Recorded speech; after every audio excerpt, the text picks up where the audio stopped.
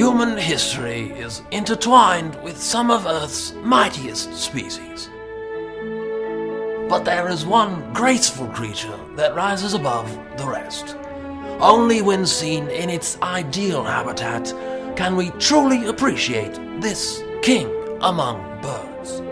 Behold the noble pigeon. If you think they're only good for pooping on statues, then think again. In On the Origin of Species, Charles Darwin presented an idea that changed the world. He knew if he was right, this idea was going to turn science on its head. So in chapter 1, you know what he chose as his very first example? It wasn't the tortoises or finches or even the giant fossil armadillos he found during his journeys. He chose pigeons over giant fossil armadillos. But he had a good reason. And if you think otherwise, then you've never seen fancy pigeons.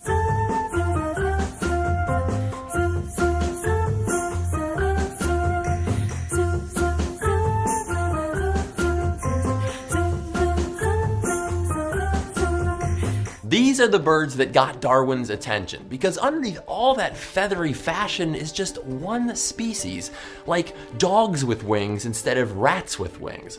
All that variation was tweaked from one ancient mold, the wild rock dove.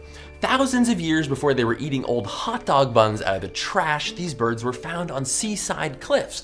But pretty much as soon as cities sprung up, they moved in, because to a pigeon, a building is just a cliff with better architecture. Pigeons are uniquely suited to city life, but they were only able to conquer all of Earth's urban areas because we brought them there. Why? Because we like feeding them to ourselves. In fact, from Egypt to Rome to the early 20th century, the main roles of a pigeon were dinner or something for rich people to breed into silly shapes.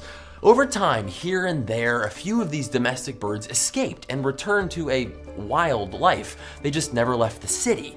But for some reason along that journey, our opinion of pigeons went from this the birds to this. We're poisoning pigeons in the park. Watch pigeons pecking at the sidewalk and you're not looking at the smartest